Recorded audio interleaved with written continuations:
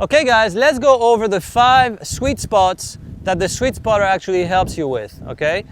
One that you guys mostly know is the racket head sweet spot. So if you take your racket, all right, tennis manufacturers will actually spend quite a bit of marketing dollars to make sure that you understand how large the sweet spot is in the racket.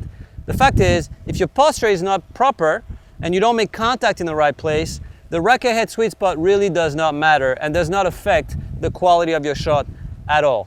There are 5 sweet spots that you need to master, so we're going to go over all 5.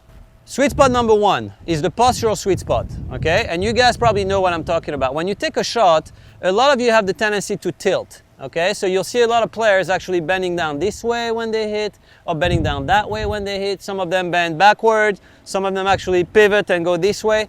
It's important to take control of your postural sweet spot, and that is every single time that you make contact, you want to be up straight, okay? So what the sweet spotter is going to do for you is if you don't hit a ball in a perfect postural sweet spot, you're going to fail. And that's going to look this way, okay? Where you're perfectly balanced, you're up straight, okay? Your center of gravity is under control, everything is aligned, and you feel balanced. And you don't feel like you're going to tilt one way or the other.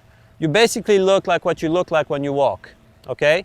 That's number 1, postural sweet spot. Okay, the second sweet spot is actually the strike zone sweet spot, okay? All of you know that you're the most powerful at your hip and above, okay? Anything below takes a lot of bending power and is quite hard to control. So it's very important that you guys understand that you're going to be the most powerful and the most stable and the most efficient between your hip and your breast right here, okay? So very important again that as you work with the sweet spotter, that you make sure that you make contact over your hip every single time. Basically, the ideal zone is going to be right here, okay? That is your strike zone sweet spot, number 2.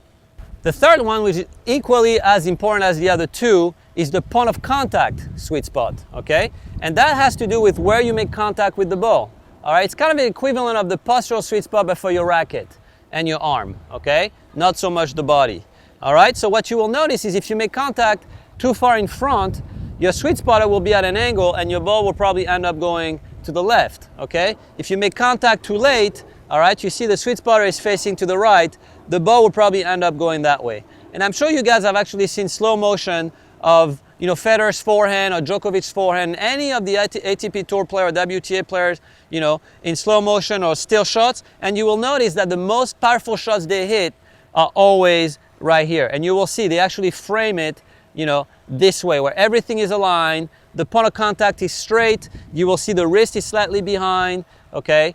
So again, the sweet spotter really helps you to hone in on your point of contact sweet spot.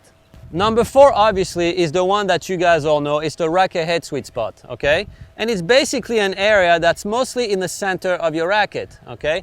We've made it quite easy for you, all right? We've actually designed the logo right here in the center of the sweet spotter.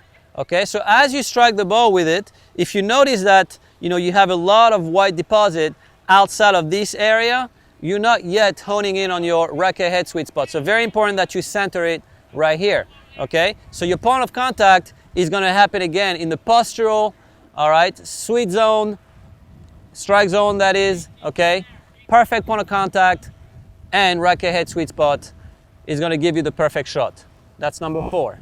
Okay guys, last one, full swing, sweet track. Okay, very important that you understand that the most amount of power that you can put into a shot comes from the longest drive that you can generate with your racket. So it's very important that as you swing, that you actually finish all the way around your neck, okay? And that could look a lot of different ways based on, you know, your height and what kind of shot you want to hit. But ultimately, what you want to do is 1 and 2. Okay, finish all the way up here. And if you take a backhand, all right, it's going to look exactly the same. You're going to start right here, and then you're going to finish all the way around, okay? A lot of you actually finish right here, and that's not accurate, okay? You want to make sure that you finish all the way around, okay? If you put all these 5 together, you're going to have a perfect swing, and the sweet spot is going to deliver it for you.